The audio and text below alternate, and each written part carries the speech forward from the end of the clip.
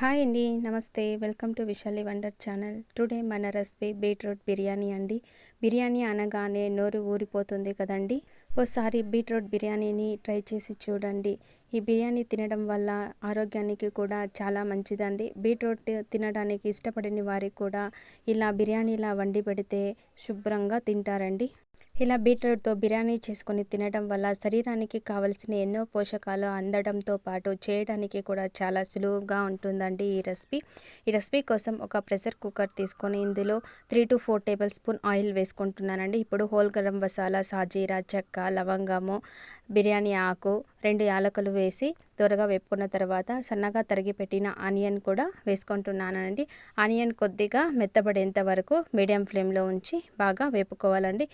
Onion కొద్దిగా మెత్తబడిన తర్వాత ఫ్రెష్గా దంచిన అల్లం వెల్లుల్లి పేస్ట్ 1 టేబుల్ స్పూన్ వేసి మీడియం ఫ్లేమ్లో ఉంచి పచ్చివాసన పోయేంత వరకు దొరగా వేపుకోవాలండి. ఇప్పుడు ఇందులోనే నేను కొద్దిగా పచ్చి బఠానీ 1 కప్పు యాడ్ చేస్తున్నానండి. ఇది ఆప్షనల్ అండి, మీకు దగ్గర ఉంటే యాడ్ చేసుకోండి, లేకపోతే లేదండి. వీటిని వేసిన తర్వాత ఒక 10 మినిట్స్ బాగా కలుపుకొని సన్నగా కట్ చేసి పెట్టిన 2 టమోటా ముక్కలు వేసుకుంటున్నానండి. టమోటాలు మెత్తబడేంత వరకు బాగా మగ్గించుకోవాలండి. టమోటాలు కొద్దిగా మెత్తబడిన తర్వాత తురిమిన 2 బీట్రూట్ వేసుకుంటున్నానండి. 2 బీట్రూట్స్ని ఇలా తురిమి వేసుకుంటున్నానండి. ఇలా తురిమి వేసుకోవడం వల్ల మనకి రైస్లో బాగా కలిసిపోయి బీట్రూట్ అంటే ఇష్టపడిన వాళ్ళు కూడా తినేలాగా ఈ రైస్ అయితే ప్రిపేర్ అవుతుందండి. చూడండి, ఇలా బాగా కలుపుకొని ఒక 10 మినిట్స్ బీట్రూట్లోని వాటర్ అంతా కూడా బయట వచ్చి బాగా మగ్గేలాగా ఉడికించుకోవాలండి. అప్పుడే ఇందులోని స్వీట్ ఫ్లేవర్ పోయి మనకి రైస్ అనేది కమ్మగా ప్రిపేర్ అవుతుందండి. చూడండి, వాటర్ అంతా కూడా ఇంకిపోయి పర్ఫెక్ట్ ఫ్లేవర్ అయితే వస్తుందండి. ఇప్పుడు ఈ స్టేజ్లోనే టేస్ట్కి సరిపడా సాల్ట్, కొద్దిగా కొత్తిమీర, పుదీనా సన్నగా కట్ చేసి వేసుకుంటున్నానండి. ఇలా బాగా మిక్స్ చేసుకున్న తర్వాత చిటికెడు పసుపు యాడ్ చేసుకుంటున్నానండి. ఇందులో పచ్చిమిర్చి అయినా మీరు యాడ్ చేసుకోవచ్చునండి. నేను పచ్చిమిర్చి వేయకుండా ఇప్పుడు ఇందులోనే నేను 1 table spoon chilli powder add చేసుకుంటున్నానండి. మీ టేస్ట్ని బట్టి మీరు కారం యాడ్ చేసుకోవచ్చునండి. ఇలా బాగా వేపుకున్న తర్వాత మనకి మంచి అరోమా అయితే వస్తుందండి.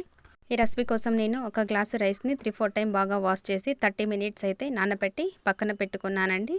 చూడండి, మనకి గ్రేవీ అయితే పర్ఫెక్ట్గా రెడీ అయిపోయిందండి. ఇప్పుడు ఒక గ్లాస్ రైస్కి 2 గ్లాసుల వాటర్ వేసుకుంటున్నానండి.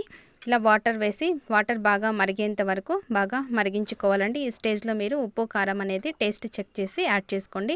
ఇప్పుడు నానబెట్టి పక్కన పెట్టుకున్న రైస్ అయితే యాడ్ చేసుకుంటున్నానండి.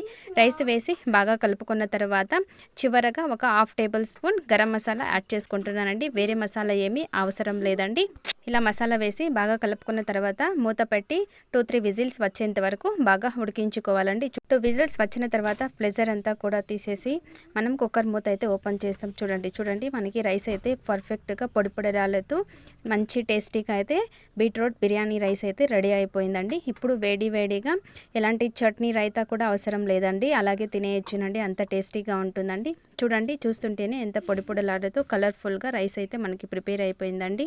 ఓకే ఫ్రెండ్స్, చూసారుగా ఈ వీడియో. ఈ హెల్తీ అయిన బీట్రూట్ బిర్యానీ రెసిపీని మీరు కూడా ఒకసారి ట్రై చేయండి. ఈ వీడియో మీకు నచ్చినట్లయితే లైక్ చేయండి, షేర్ చేయండి, సబ్స్క్రైబ్ చేసేయండి. Thank you for watching. Take care.